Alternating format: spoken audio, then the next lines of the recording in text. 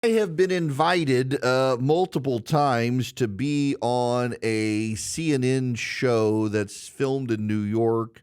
It's 10 p.m. Abby Phillips' show, and I've turned them down politely, but I don't really want to be on the show. It's like two Republicans, one of whom is conservative, one of whom typically isn't. Sometimes they are.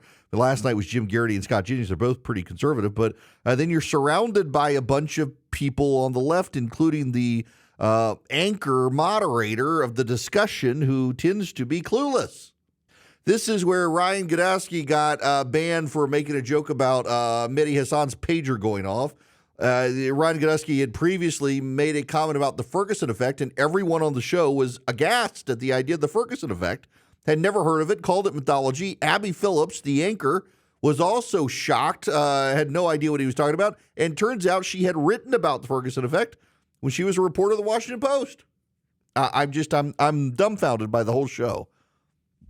But there was an exchange last night because Elon Musk is threatening to buy MSNBC. That's right. He's threatening to buy MSNBC, which would be hilarious. Comcast wants to get rid of it. Too much of a headache. Not making any money. Y'all can't understand. So let me just put this in perspective for you. If you watch cable news, 70+% of people who watch cable news watch Fox News. About 12% watch MSNBC and 11% watch CNN. And the rest watch Newsmax, News Nation, OAN, and the like. Bloomberg, CNBC. Like 70% of people who watch cable news are watching Fox News. MSNBC, its audience skews coastal and old. CNN actually has a broader pool of people who watch. It's just not a lot of people who watch. But CNN, the age range of people who watch CNN is much broader than the age range of people who watch MSNBC. But you watch this CNN show, that they're just having a not normal situation about Elon Musk and Twitter. They're upset with Twitter. And the gist of the argument and concern from the left is that they don't control it, therefore it's bad. Listen to this exchange on CNN last night. Is that platforms are not regulated right now, which gives them carte blanche to whatever they want right now. Elon is not someone who likes to be regulated. And so to buy MSN, he would go under some federal regulations. Who's regulating CNN right now? The FCC. We're not a broadcast. It's cable. Now, I'm going to pause. That's my buddy Jim Garrity from National Review. Who's regulating CNN? The look of just who the hell are you to question me on these two women's faces when he points that out.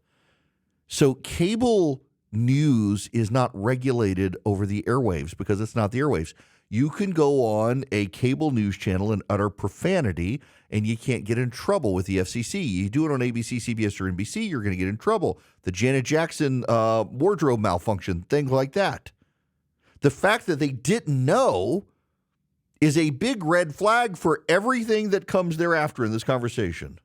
I don't really think cable stations are under the same regulatory structure This is Scott Jennings. that broadcast is. It's definitely regulated more than than Facebook and there's Twitter. Still, what she's saying is that there's still a litmus test of journalism that you have to pass. You can't come on TV and just make up things and say things. Wait. Notice now that they're doing the three-card Monte. They're shuffling, trying to distract. They start with they're not regulated by the FCC. First, they claim regulation by the FCC. Then they're exposed as not. They're like, well, you can't just come on TV and make stuff up. They do it all the time. X. Please don't give me the eyebrow furrow as if you don't know what I'm talking about. It happens often on X. I can go and say the color is blue, and I will be met with so many disrespectful remarks. No one's regulating the N-word. No one's regulating the criticism. No one is regulating how people are treated. How much government regulation of the First Amendment are you for? Let me tell you something. If I came on here and I just started calling you all kind of names, do you think the bosses would let me continue to do that? I mean, it happens to me occasionally. I don't know if you watch it doesn't happen to you, but it doesn't happen coming from me, and I know that I wouldn't be able to do that. There's a level of professionalism in what we do here, because we are journalists and we adhere to something, at least morally. And there is no moral compass on this thing called. You're also Okay. The arrogance to say we are journalists, we have some sort of moral ethic. But again, pay attention to the line of argument from these idiots. And they are idiots. These are idiot people. They go from the FCC regulates CNN, which it doesn't. And when that's pointed out, they say, well, there's regulation here that's not on Twitter. We couldn't come here and say something you can say on Twitter because the bosses wouldn't allow it. The bosses are not the government. And for the record, you can go on CNN and compare Donald Trump's supporters to Nazis and get away with it. It happens all the time. When I was at CNN, I knew there were things I couldn't say that people on the left absolutely could say and get away with it, because it's not that there's regulation, it's that there's a double standard. But these geniuses, when confronted with the fact that CNN is not regulated by the FCC, are suddenly, well, but we can say anything. Well, yes, the internet's kind of the Wild West. To Scott Jennings' question, you will note she could not answer it. How much regulation of the First Amendment do you want? She tried to dodge it. But then there was this exchange with the same thing where Scott Jennings points out that actually Twitter's pretty fair and balanced. Also, I heard what you're saying about X. I saw a survey this week. It's now the most ideologically balanced user platform. Scott, of any platform. stop. It's too early. I just sat down. I've only been here for 2 minutes. You're going to be embarrassed when I tweet out after the show, but you it's cannot true. say that. So That's not the case. So Who's the source of that? What I find, we reported it on this network. It's not accurate, and you know it. Okay. The anchor said, who reported that? Who reported that? Who reported that? It's not accurate. That is what the anchor on the CNN show says. Who reported that? And the other journalist who makes a big deal about being a journalist says that's not accurate. So who reported that Twitter's the most fair and balanced social media network? Why, that would be no one other than Harry Inton at CNN. Look at this. The party ID among those who regularly use X/Twitter for news. Back in 2022, 65% of those who regularly use Twitter/X for news were Democrats. Just 31% were Republicans. Look at where we are today. Just a completely different picture. Now it's basically split between Democrats at 48%, Republicans at 47%. And what I should note, Mr. Berman, is this new overall makeup matches the overall electorate far better.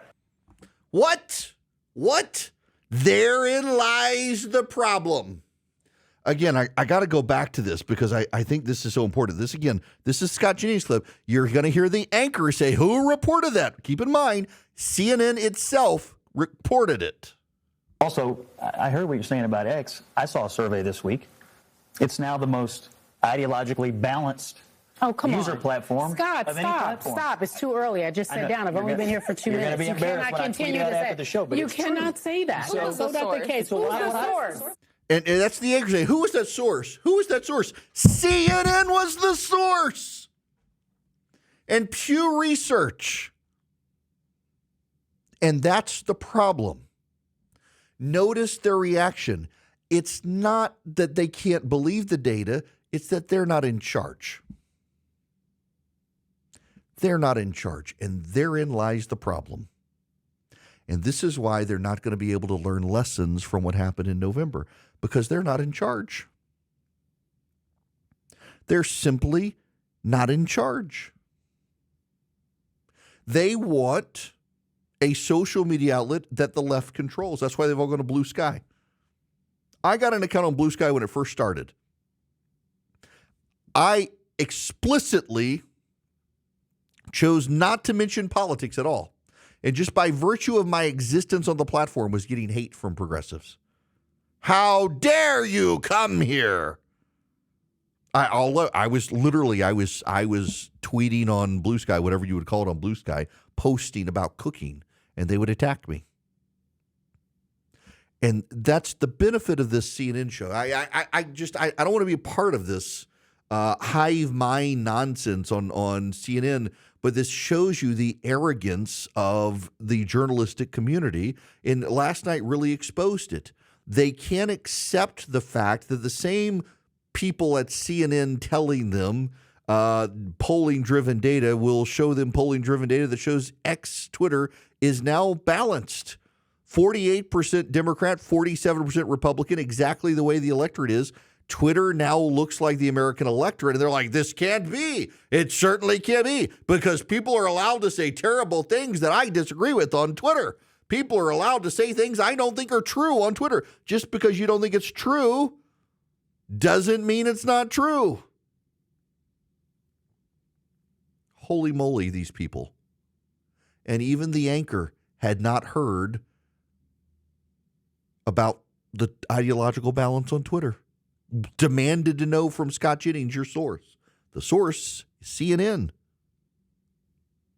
They don't like it because it is balanced. That's why they don't like Fox News. Do you know, when I was at CNN, I could do one-on-one interviews. When I was at Fox News, I was never allowed to do a one-on-one interview. It always had to be with someone from the other side to be balanced. I actually liked the one-on-one interviews better, not because I don't want someone challenging me, because I like it when the reporters challenge me.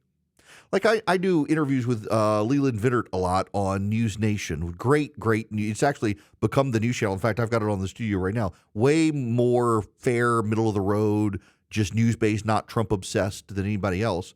And when I go on with Leland Vittert, like last night, he challenged me, played devil's advocate the whole time.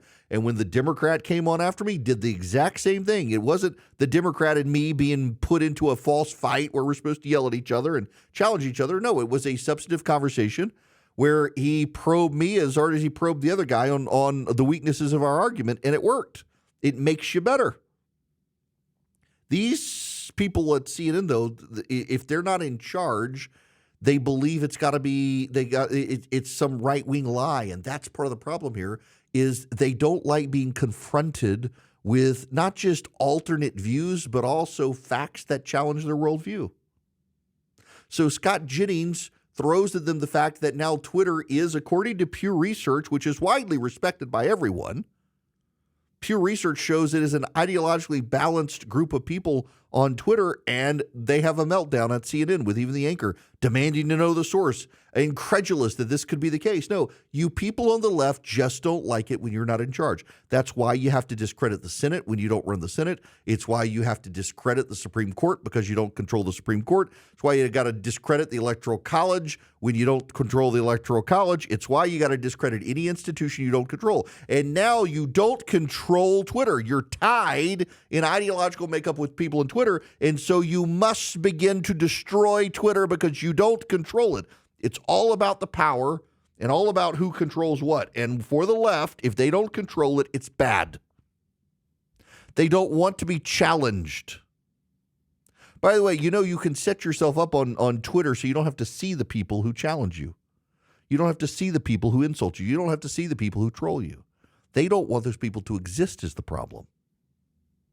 And when Scott Jennings and Jim Garrity inform them they're wrong, they simply can't handle it. It's not because they were women, it's because they were progressives. Just needling some of you, but seriously, it's because they were progressives.